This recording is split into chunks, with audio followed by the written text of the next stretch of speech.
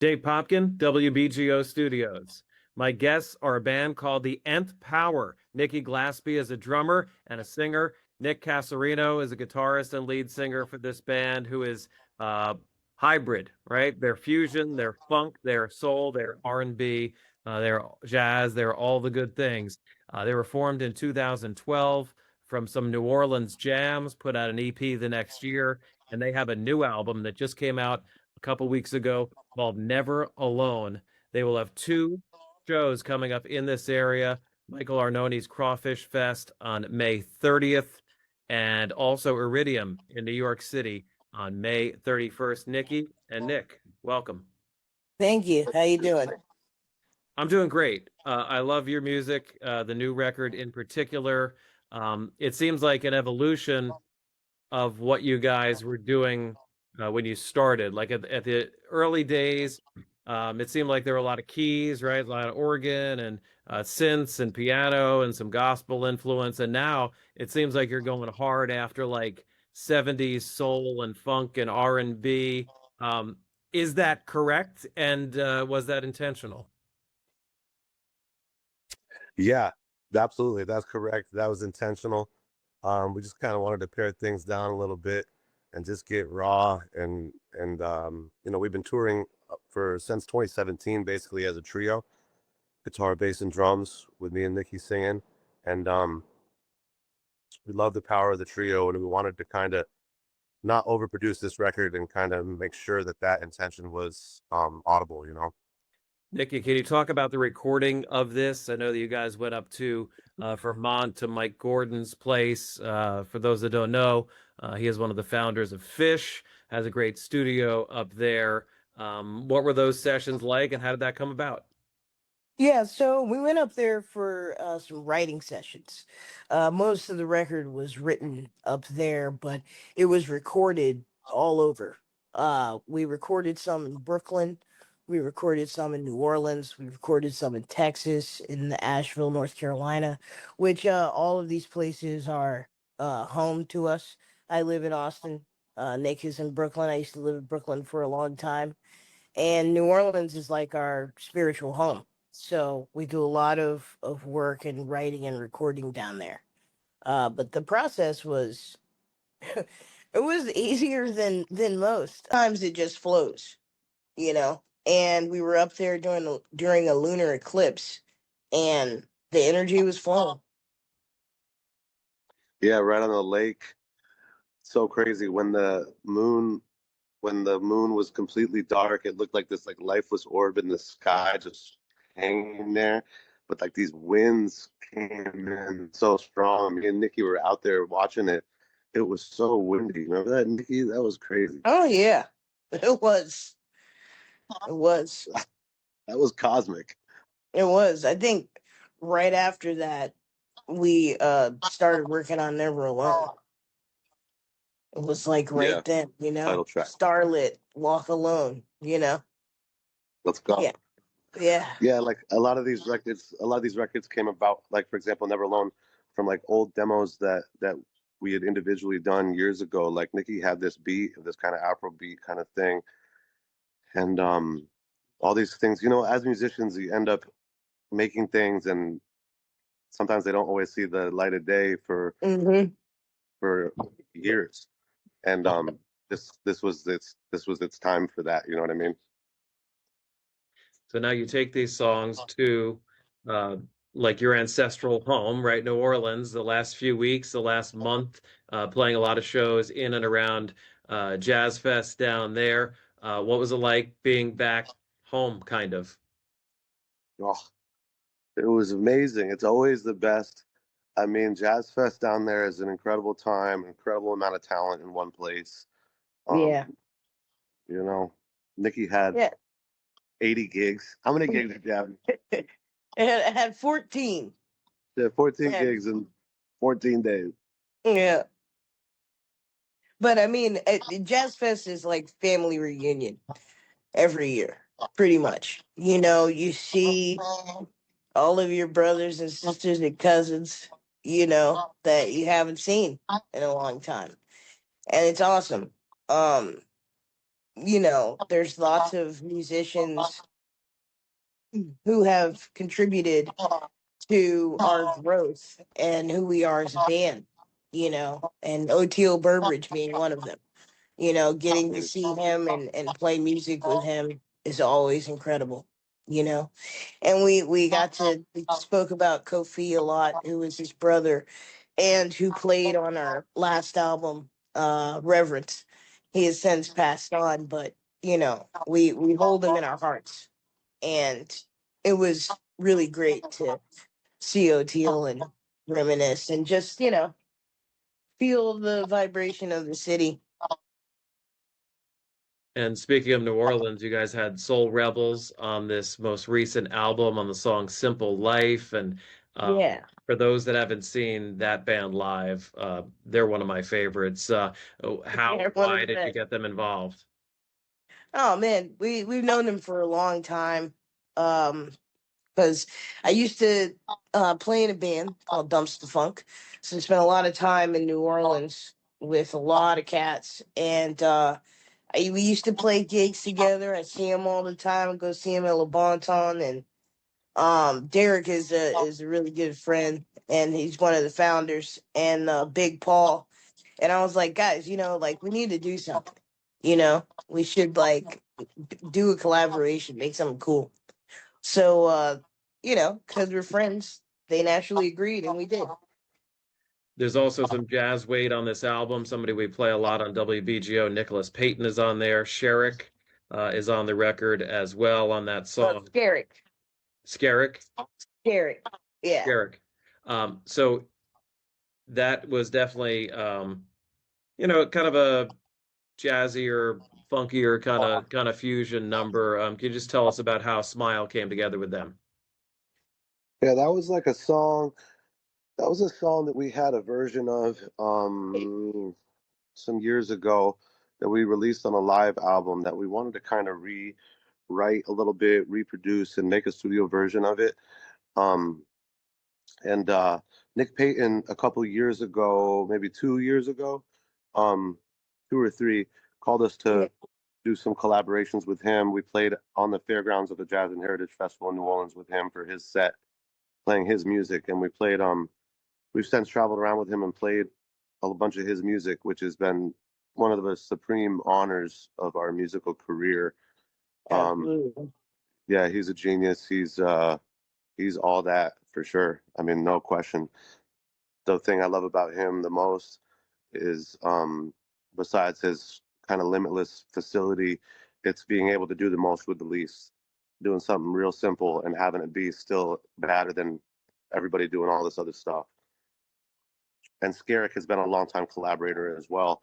And he's a New Orleans resident now. So basically, we were in town and we had this song and it had this solo section at the end. And we called them both and they both pulled up and it was awesome.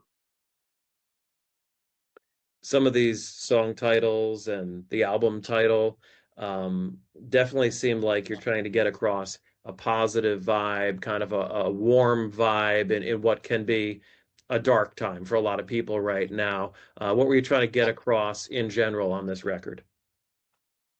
Yeah, that people are loved, you know? People are loved, and I don't have to know you to love you, That's right. And I think that we have it confused. We've gotten so far away from valuing mankind and humanity. And that is what we wanted to put forward. There's a lot going on with social media and how people are influenced and whatnot. And we just wanted to put something positive in the world and give people some hope. That's right. Yeah, we tend to go that direction as an overall like umbrella in all our compositions and music. Just because, we got microphones and out of all the things to talk about, rather talk about that type of stuff. So, Nikki, you played with Snarky Puppy for a while. You guys are opening some dates for them this year. You have your own headline dates. How does this year stack up? Like, what's the reaction been from people in terms of like booking and radio and stuff like that? Man, it's been incredible. It's been amazing. and we couldn't be happier for sure. Um, Playing with Snarky was awesome. Those are my brothers. Hopefully, we'll be playing some more with them. And yeah, I mean, the sky's the limit. Yeah, it's definitely been a good reception. Opening up for Snarky Puppy earlier in April was a revelation for us, just in terms of playing these types of rooms and having this type of large audience that is super, super about the music, you know, which is awesome. Yeah, I mean, there's definitely an audience for it. I just saw Ghost Note recently and interviewed those guys here on Love them. WBGO. They're great, and they're like, some of those guys were in Snarky as well, and they bring like a modern funky fusion that people want to dance to, right? And then get out of their house. Mhm. I was on the Yep. Lower East Side. It was like 2 o'clock in the morning, and it was packed. Yeah. People want it. They need it at this point. Yeah, absolutely. We want to give it to them. Nick, I need to talk to you about Big Daddy Kane, who is my favorite rapper of all time. You played in a live band setting with him. He's been a real pioneer in that regard, along with LL Cool J, who did that on the Unplugged thing, and some other guys have done it. Some other bands have done it, but he, in particular, stood out to me as somebody that is really pushing the boundaries of like rap with jazz and rap with funk and a rock band and somebody that is trying to bridge the gap of audiences. Can you just talk a little bit about, first of all, his prowess as an artist and what your experience was like playing with him? Man, Kane is the ultimate G. He was a pioneer. He was an innovator back in the day. Obviously, his catalog speaks for itself, and the hits speak for themselves. But working with him was so inspiring. Like, I've never seen anyone that was just like a ninja, like super like mellow, super calm, super cool until it was time to just kill, and then it was just killer instinct time. Um, that was my first bus tour. I was on a tour bus with Kane, and he taught me a lot about show business and about about that. Yeah, like I remember, I mean, we were kids. I remember showing up to a bus call. We all were in our gig clothes, and he's like, "What are you guys doing?" He's like, he's like, "You gotta." It was like, no. It's like you can't let them see what you're gonna look like. You know, we were kids, we were partying. But then he tightened us up, and it was his backing band was based off a 10-piece hip hop band that I played with in New York for years called the Lifted Crew, and Lifted Crew was the best. And yeah, he saw us play, or I think he got word of us playing behind Slick Rick, and then he called us. We made a record with him and this guy Showtime in New York and Brooklyn. This is like 2011 maybe. This project was called Last Supper, and just seeing him in the studio, he's just like one take Willie. He just goes in and just kills, and he produces things, and he gave me a lot of shine, and he taught me a lot about what it is to be great, and it was just such an honor. Your original band was called Lifted Crew? Yeah, the Lifted Crew. Yep, we got records out. I'll check it out for sure. Yeah. Nikki, you had a pretty big experience as well as the touring drummer for Beyonce. A little different from, some of the theaters and clubs and smaller venues that you've played with some of your recent bands. What was that experience like in terms of things that you were able to glean from her and just from a huge like stadium touring experience like that? Yeah, well, from her first and foremost, work ethic. She is still is probably one of the hardest working people in show business, and she never took no for an answer. You know, so it's like anything can be done, and it will be done. Whatever she thinks of, it will be done. So I've learned that, especially like not really taking no for an answer. Especially when you know that it can be done. You know, Right. some people are, short-sighted. They don't have the vision, so um they weren't given it, but you have to still, work around it to make sure that your vision can come to fruition. Um, I learned how to perform under pressure. Definitely. Lots of high stakes every minute, every show. There was something important going on. I mean, every show is important. You know what I mean? Every show is an opportunity to get your message across and to touch some people. So, I mean, I learned that, I mean, she never turned it off. She never took a day off. When she hit the stage, she hit it for real, you know? Showtime. Yeah. So when you tour coming up here, you're going to play Crawfish Fest, as I mentioned, May 30th. You're going to play Iridium on May 31st. Your core band is a trio, but do you bring other people in for some of these shows? For It some of them, depends on the show. yeah, for some of them we do, but these we're gonna rock power trio. What should people expect, in terms of like what era of music you're going to play from your own career, any covers or anything like that? I mean, yeah, we're gonna play a bunch of stuff from the new album. We're gonna play some of our greatest hits, maybe some surprise covers, but yeah, people should expect to be moved, you know. People should expect to be transported to some kind of severely entertaining place.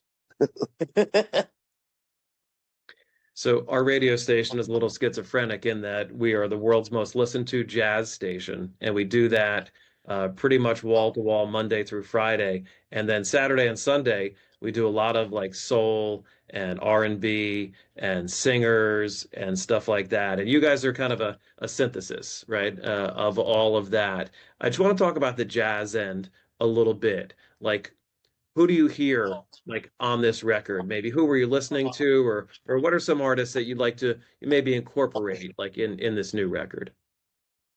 You know, it's like I think it might be for me at least. It's a little less thought out and planned. It's kind of like like for me, who it's who I am at this point because I studied jazz kind of specific, like only from the ages of 14 to 18. And my biggest influences are on guitar, Wes Montgomery, Pat Metheny, George Benson.